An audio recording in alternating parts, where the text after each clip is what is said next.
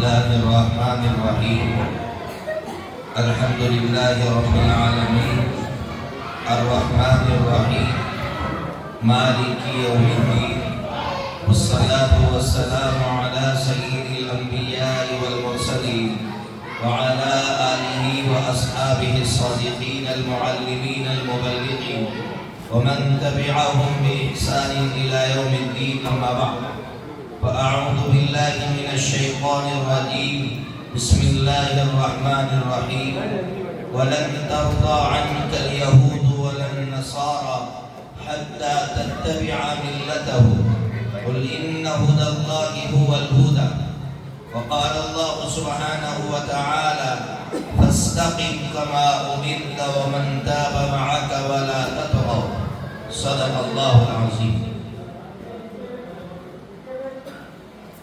سب سے پہلے میں ابھی 2 دن پہلے ایک مولانا جو جماعت میں گئے تھے، بھوپال میں ایک علاقہ ہے جو بھوپال شہر سے تقریباً 55 کلومیٹر کے فاصلے پر، 55 کلومیٹر 55 کلومیٹر.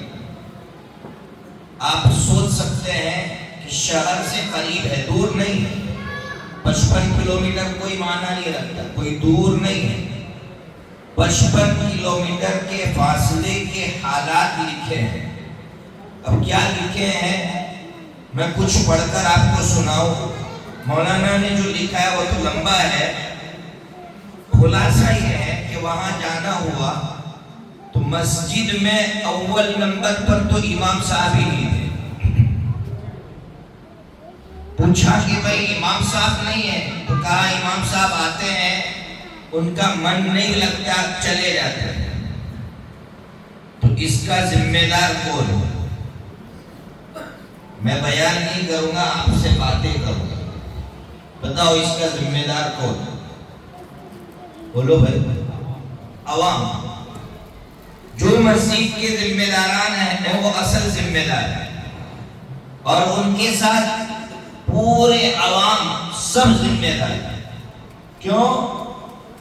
آج تو ایک عجیب سوچ بن گئی. میں 2 دن پہلے ایک ساتھی کے ساتھ جو ذمہ دار تھے مجھے لے کر ایک جگہ گئے بیان کے لیے، تو مجھ سے کہنے لگے مفتی صاحب اب تو مسجد کے ذمہ داروں کو یہ قانون بنا دینا چاہیے کہ مسجد کا امام زیادہ سے زیادہ 5 سال تک رہ سکتا ہے. میں نے کہا کیوں؟ تو انہوں نے اپنی داستان شروع کی. میں نے کہا کہ آپ جیسوں کی سوچ کی وجہ سے آج امت خسارے میں. جو ہے بات صاف ہے، کلیئر ہے، اس میں کسی 2 رائے کی بات ہے ہی نہیں. تو اب اگر امام صاحب کو آپ ٹھہرا نہیں رہے ہیں، جمع نہیں رہے ہیں، ان کو جمانے کے جو اسباب ہیں وہ فراہم نہیں کر رہے ہیں، تو پھر جو مولانا نے لکھا ہے، مولانا بھی ہے اور تبلیغی جماعت کے ذمہ دار بھی ہے، انہوں نے جو کارگزاری لکھی ہے وہ کارگزاری ہمارے علاقوں میں بھی ہوگی. فرماتے ہیں پہلی بات تو مسجد کا امام ہی نہیں. جب مسجد کا امام نہیں ہوگا تو پھر مکتب میں بچے نہیں ہوں گے. پھر بھی مولانا لکھتے ہیں کہ جب ہماری جماعت پہنچی تو بچے دیکھ دیکھ کر دوڑ دوڑ کر آنے لگے کہ جماعت آئی ہے، جماعت آئی ہے، جماعت کی جانے کا رواج ہوگا.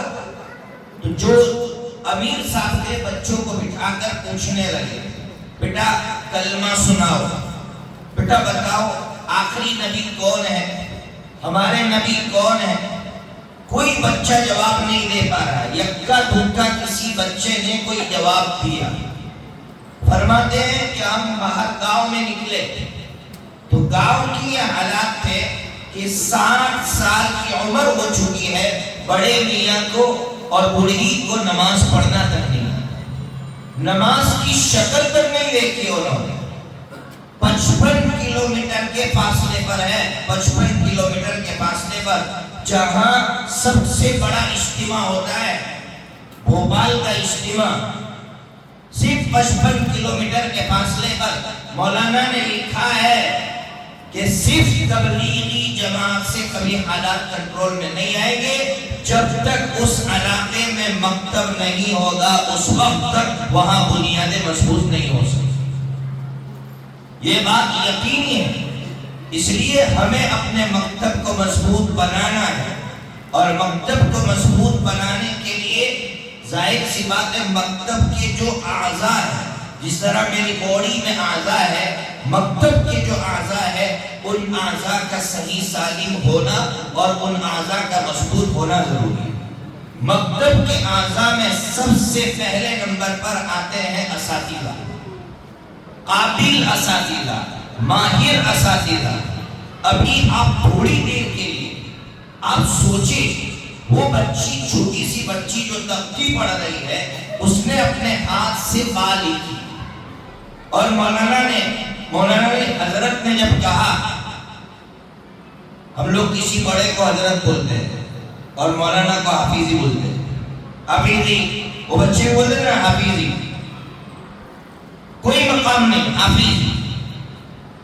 اور کوئی بڑا باہر سے آئے گا حضرت، حالانکہ یہ حضرت ہے، یہ ہمارے بڑے ہیں. وہ بچی جب نقطہ مٹا کر 2 نقطے اوپر لگا رہی تھی اور اس نے تا کا لفظ کہا، میری آنکھ میں آنسو آئے. کیوں آنسو آئے؟ آنسو اس لیے آئے کہ اللہ، جس گھڑی یہ بچی یا اس طرح کے بچے مکتب میں بیٹھ کر، مولانا کی حضرت کے سامنے بیٹھ کر جب اس طرح با اور تا کا لفظ اپنے زبان سے کہتے ہوں گے، اے اللہ تو کتنا خوش ہوتا ہوگا، تیری رحمت کتنی برستی ہوگی کہ میرے کلام کے ایک ایک حرف پر اور ایک ایک نقطے پر اس طرح یہ محنت کر رہے ہیں. میرا رب کتنا خوش ہوتا ہوگا. اس کی خوشی کو سوچے کہ اللہ یہ لوگ کیا کام کر رہے ہیں. ہم لوگ بڑی بڑی کتابیں پڑھاتے تھے، لیکن جب ہم اس فیلڈ میں آئے، جو سچی بات ہے وہ کہتا ہوں میں، ہمیشہ جو بات دل میں ہے وہ زبان پر کہنے کا عادی ہوں.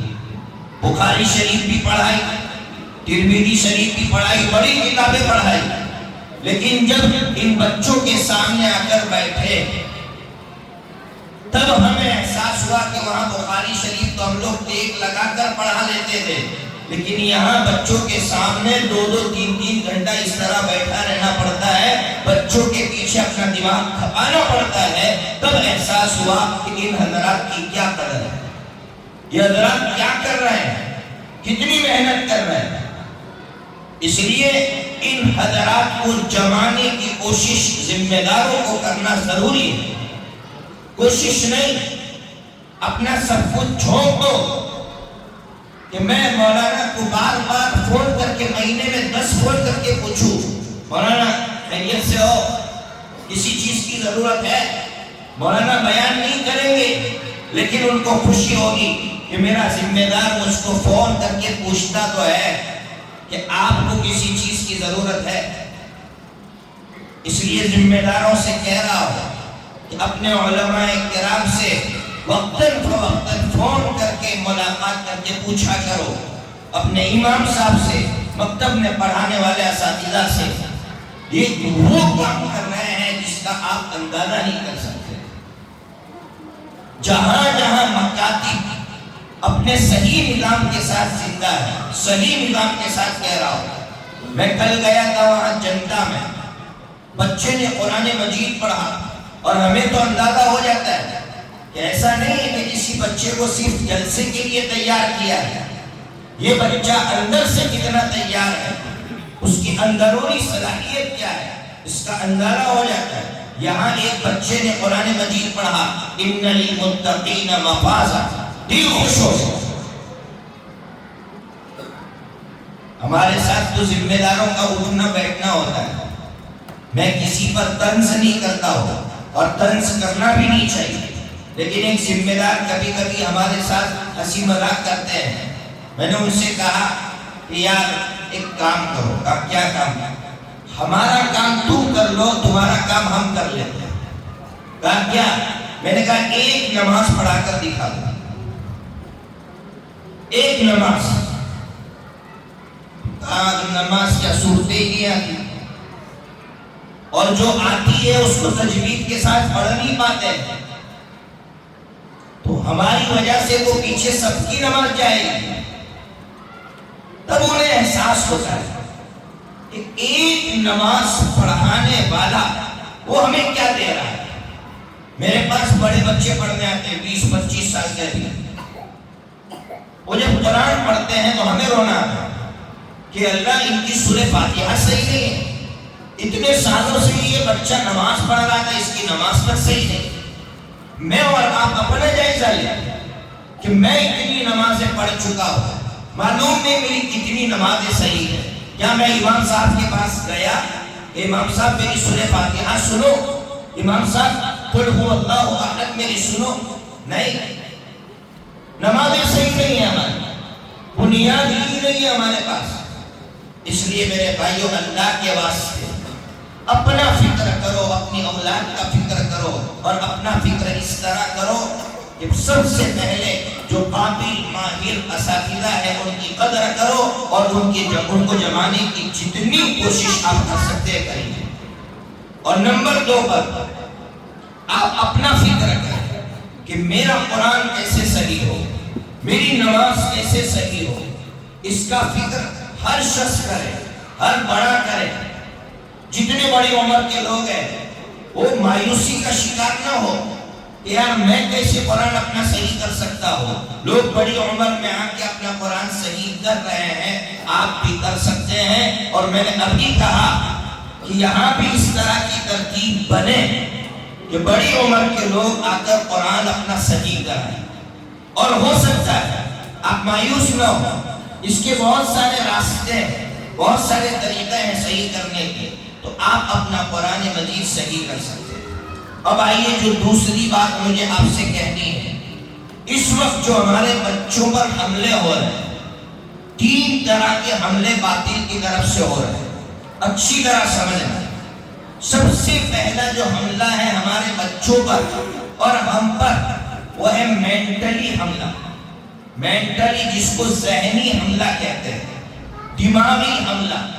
ہمارے بچوں کو مینٹلی کمزور کرنے کے لیے آج اس وقت باطل نئی اسکیمیں مارکیٹ میں لا رہا ہے کہ ان کے بچے مینٹلی کمزور کیسے ہو، اور ہمارے بچے اور ہم مینٹلی طور پر کیسے کمزور ہوتے میں بتاؤ۔ نوجوان آپ سے ملیں اور ہم لوگ یہاں ممبر پر بیٹھ کر زور زور سے بولتے ہیں حالات بہت خراب ہے، حالات بہت خراب ہے، فیوچر کچھ اچھا نہیں ہے، مستقبل کچھ اچھا نہیں ہے۔ تو پھر کیا ہوگا؟ یہ نوجوان مایوس ہو جائے، یہ بچے، ہم ان کو ان کے ذہن میں ایسی بات ڈالیں گے جس کی وجہ سے یہ بچے ذہنی اعتبار سے کمزور ہو جائیں۔ ذہنی اعتبار سے مضبوط بنانا ہے اپنے بچوں کو، تو اس کا حل ہمارے پاس موجود ہے۔ کیا حل ہے؟ ذہنی اعتبار سے مضبوط بننے کے لیے اور اپنے بچوں کو ذہنی اعتبار سے مضبوط بنانے کے لیے زیادہ وقت نہیں لوں گا، مختصر بات کروں گا، لیکن کچھ دے کر جاؤں گا تاکہ ہم اپنے آپ کو مضبوط بنائیں اور اپنے بچوں کو مضبوط بنائیں۔ تو پہلا حملہ کون سا بتایا بولو بھائی؟ مینٹل، دماغ پر حملہ، مایوس کرنے کا حملہ۔ آج کتنے نوجوان، میں ابھی میرا موبائل کھول کر آپ کو میسج سناؤں، کل رات کو گاڑی سے آ رہا تھا، میرے پاس پڑا ہوا بچہ، اس کو ایسے سوالات ہیں، کیا سوال کر رہا ہے میں آپ کو بتاؤں گا۔ وہ بول رہا ہے کہ اسلام میں ہے کہ اللہ سے ڈرو، تو ڈر کر جو عبادت کی جائے گی وہ عبادت تھوڑی نہ ہوتی، تو پھر یہ کیا مطلب کہ اللہ سے ڈرو؟ اللہ سے تو محبت کی جاتی ہے، تو یہ ڈر کا کیا مطلب ہے؟ میں نے اس بچے کو جواب دیا، مطمئن ہوا، میں نے کہا اللہ سے ڈرنے کا مطلب یہ ہے کہ اللہ اگر میں نماز نہیں پڑھوں گا تو آپ ناراض ہو جائیں، یہ مطلب ہے ڈرنے کا۔ یہ مطلب نہیں ہے کہ آپ ہمیں سزا دیں گے، اللہ آپ ناراض ہو جائیں گے۔ باپ سے محبت ہوتی ہے تو انسان ڈرتا ہے کہ کہیں میری اس ادا کی وجہ سے میرا باپ ناراض نہ ہو جائے، ڈر کا یہ مطلب ہے۔ تو اللہ سے ڈرنے کا یہ مطلب نہیں کہ اللہ ڈنڈے لے کر مار رہا، اللہ سے ڈرنے کا مطلب یہ ہے کہ اللہ کہیں ناراض نہ ہو جائے میری اس ادا پر۔ تو اچھے اچھے بچے جو مدرسوں میں پڑے ہوئے ہیں وہ مینٹلی اعتبار سے مایوس ہو چکے ہیں. ان کو مینٹلی اعتبار سے، ذہنی اعتبار سے مضبوط بنانا ہے. ایک ہی راستہ ہے، صحابہ کرام کی زندگی خود بھی پڑھیں اور صحابہ کرام کی زندگی اپنے بچوں کے سامنے لائیں.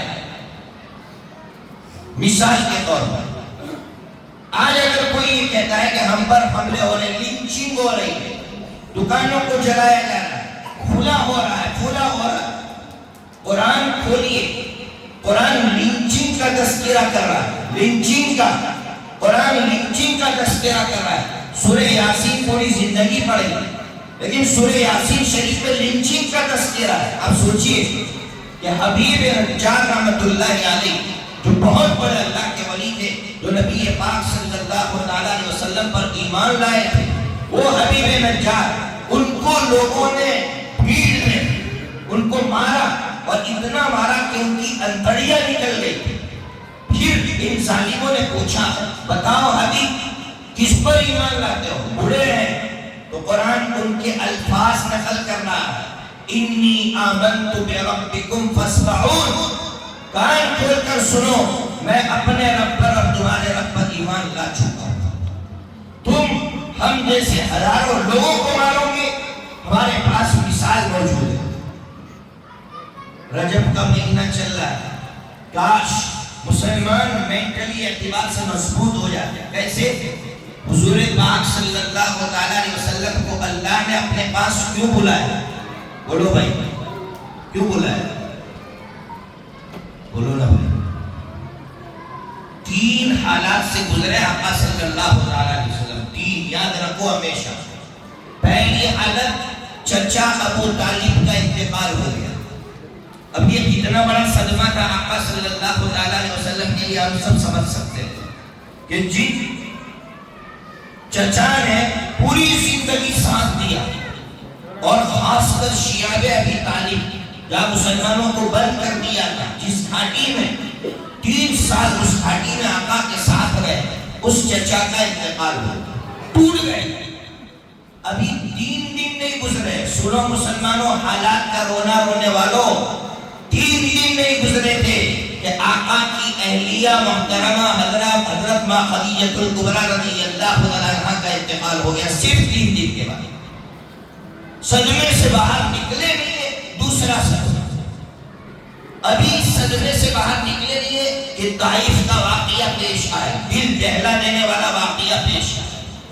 3 خطرناک حالات سے آقا گزرے ہیں، تب جا کر اللہ نے اپنے پاس بلایا ہے اور ہمیں یہ پیغام دیا ہے کہ حالات سے تو گزرنا پڑے گا.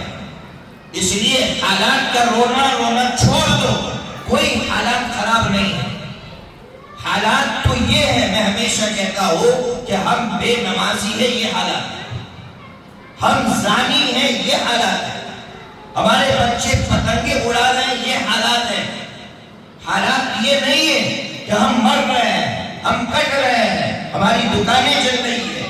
یہ تو جس طرح مسلمان مرتا ہے غیر مسلم بھی مرتا ہے. مسلمان نقصان اٹھاتا ہے، غیر مسلم بھی نقصان اٹھاتا ہے. اس لیے یہ حالات ہے ہی نہیں. تو ذہنی اعتبار سے اپنے آپ کو مضبوط بناؤ اور اپنے بچوں کو مضبوط بناؤ کہ حالات تو اگر دیکھنے جائیں، اگر ہم حالات کا آپس میں ایک دوسرے کے ساتھ مقابلہ کریں اور اگر تناسب دیکھیں تو میں سمجھتا ہوں کہ ہم سے زیادہ حالات میں صحابہ کرام نہیں تھے. غزوہ موتا 3,000 صحابہ سامنے 1,00,000. غزوۃ الرجیع، بیر معونہ، علماء سے پوچھو بیر معونہ میں کیا ہوا، غزوۃ الرجیع میں کیا ہوا. 70 صحابہ کو شہید کر دیا گیا.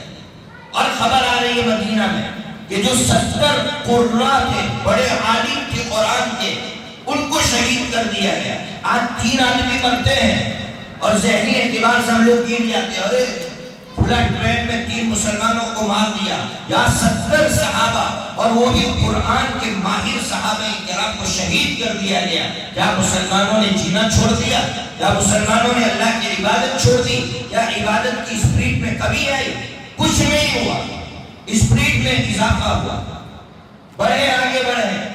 اور وہ یہ سمجھ رہے تھے یہ تو ہونا ہی، یہ ہوگا، اس لیے اپنے آپ کو ذہنی اعتبار سے مضبوط بناؤ اور اپنے بچوں کو مضبوط بناؤ۔ دوسرا جو حملہ ہے وہ فزیکلی حملہ ہے، فزیکلی یعنی جسم کو کمزور کرنے کی سازش۔ ہمارا بچہ جسمانی اعتبار سے، ہمارا نوجوان جسمانی اعتبار سے کمزور کیسے ہو جائے، اس کے لیے ان لوگوں نے سب سے بڑی مصیبت موبائل کی شکل میں ہمارے بچوں کے ہاتھوں میں دی۔ عصر کے بعد چھٹی ملی، بچہ باہر کھیلنے کے لیے نہیں جا رہا ہے، موبائل میں مشغول ہے۔ وہ بچہ فزیکلی اعتبار سے کمزور ہوگا یا نہیں ہوگا بتاؤ، بولو نا، تو کیا کریں ہم لوگ، بولو۔ فجر میں باپ کو آنا نہیں ہے، فجر کی نماز میں، فجر میں باپ بھول آئے، بچے کو لے کر آئے، فجر کے بعد آدھا گھنٹہ ورزش کرے بچے کو لے کر۔ کتنی زمین اللہ کی موجود ہے، فزیکلی اعتبار سے اپنے آپ کو بیماریوں سے بچانے کے لیے۔ آج چھوٹے چھوٹے بچے بیمار ہو رہے ہیں، اور کیسی کیسی بیماریاں، صرف موبائل کی وجہ سے۔ کسی کی آنکھ جا گئی، کوئی کینسر میں مبتلا ہو رہا ہے، اور معلوم نہیں کیسے کیسے کھانے کھلائے جا رہے ہیں، باہر کے کھانے، پیزا، برگر، پیٹ میں ربڑ ڈال دیں، ربڑ ڈال دیں اپنے بچوں کے پیٹ میں ماں باپ، اور بچے کو اس کا عادی بنا رہے ہیں۔ بچوں سے کہہ رہا ہوں، بچوں اپنے آپ پر رحم کرو، یہ چیزیں تھوڑی دیر کے لیے آپ کو زبان کا ٹیسٹ بنا رہی ہے، لیکن آپ کو ضائع کر رہی ہے۔ تو فزیکلی اگر مضبوط بنانا ہے، ارے چھوٹا سا بال لا کر دے دو، اگر بچہ کھڑا بھی ہوگا نا تو لات مارے گا اور کچھ نہیں کرے گا، اتنا تو کرے گا نا بھائی۔ ماں باپ وہی توڑ دے گا، ارے یہ ایسا ہو جائے گا، وہ خود ٹوٹ رہا ہے، اس کا فکر نہیں۔ لا کر دو بال، کچھ نہ کچھ لا کر دو بچے کو، وہ بچہ کودے، وہ بچہ کودے۔ میں نے کہا، میں جمعہ مسجد میں پچھلے سال گیا تھا، تو میں نے کہا عصر کے بعد پڑھائی ہونی ہی نہیں چاہیے مدرسے میں، مغرب بعد رکھو، اور اگر عصر بعد ہے تو مغرب بعد بچوں کو کھیلنے کا۔ یہ بچہ صبح اسکول جاتا ہے، پھر ٹیوشن جاتا ہے، پھر مکتب آتا ہے، اس بچے کے پاس کھیلنے کا ٹائم ہی نہیں، دن میں وہ ورزش کر ہی نہیں پاتا ہے، تو فزیکلی کمزور ہو چکا ہے۔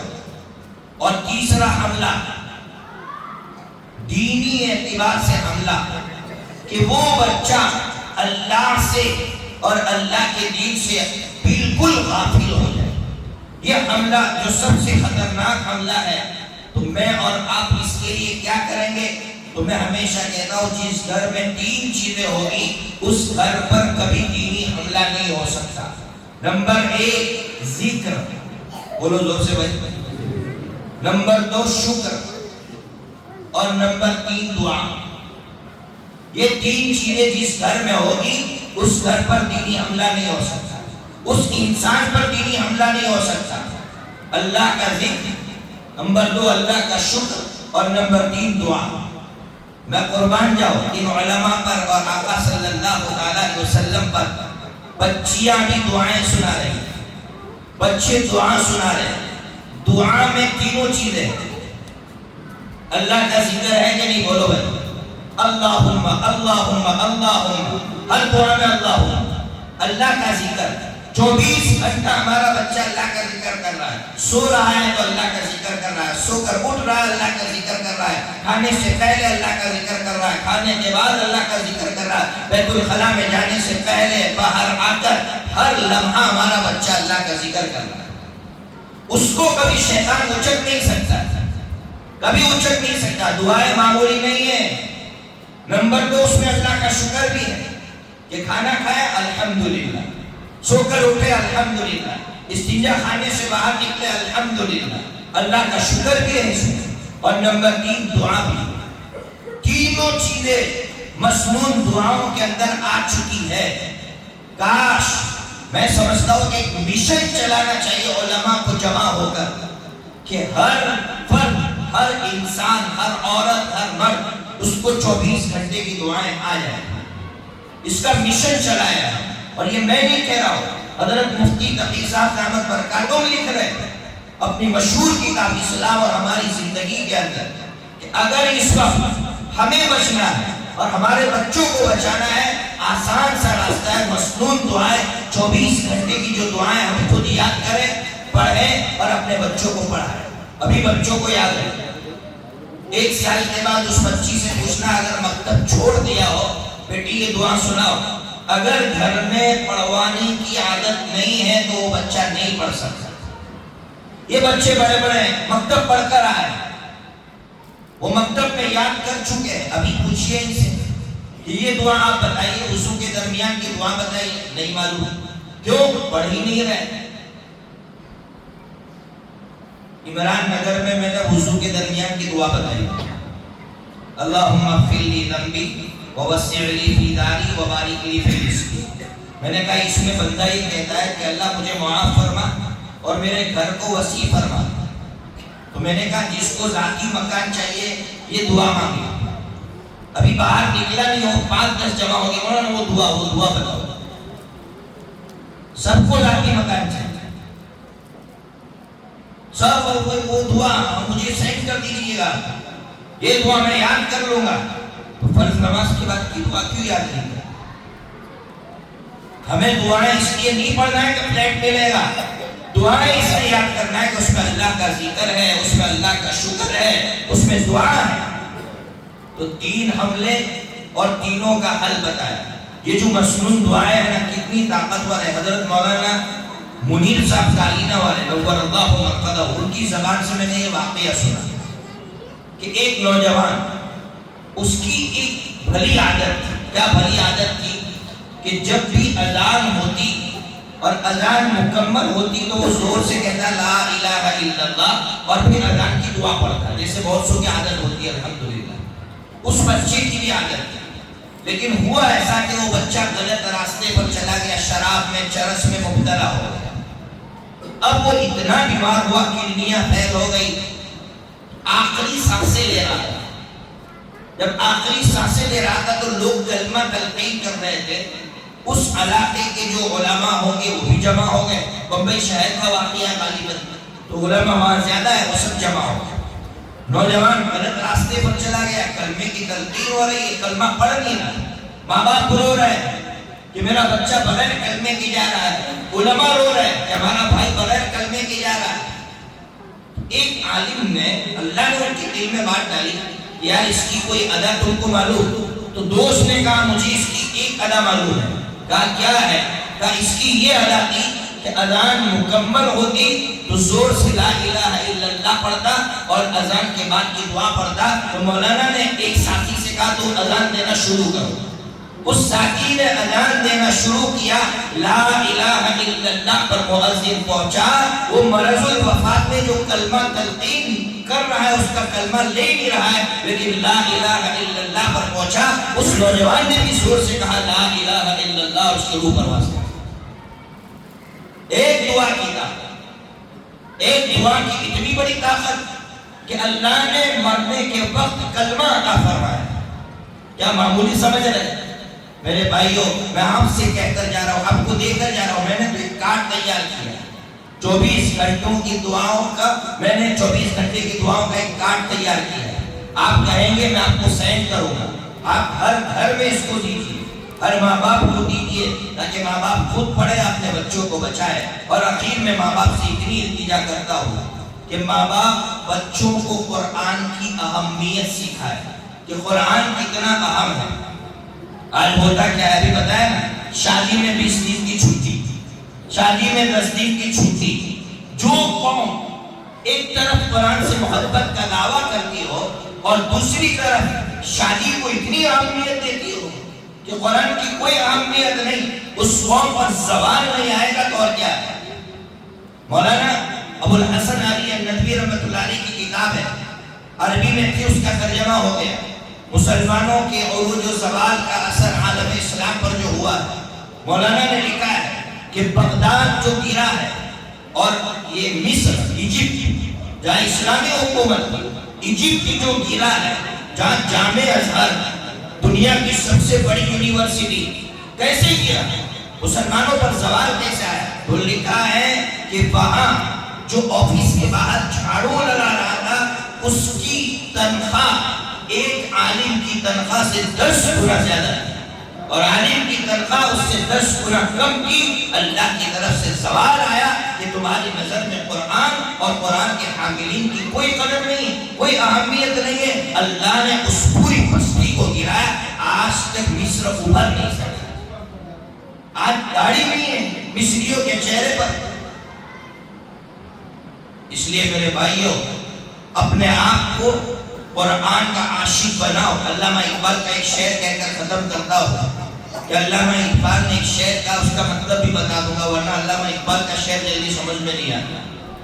میری الماری میں گرد سے اٹی کتاب کے بارے میں جو پوچھا، میری الماری میں گرد سے اٹی کتاب کے بارے میں جو پوچھا، میں گڑ گیا زمین میں قرآن کہتے کہتے۔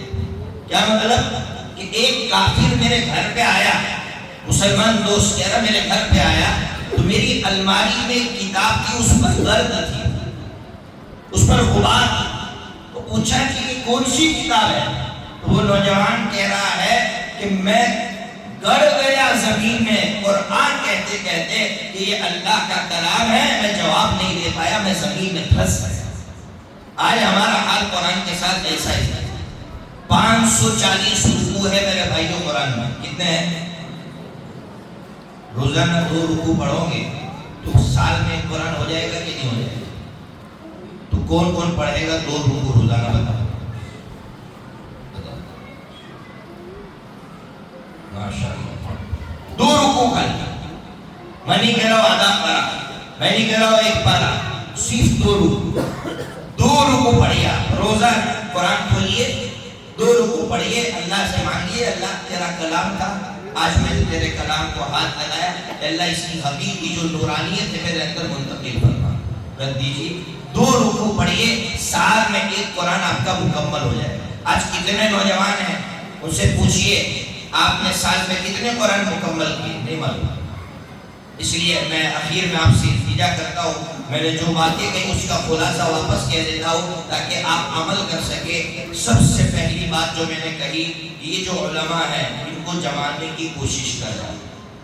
نمبر 2، ہمارے بچوں پر اور ہم پر جو 3 حملے ہو رہے ہیں، مینٹلی، فزیکلی اور دینی، تینوں کو سمجھے اور سمجھ کر تینوں کا حل بتایا۔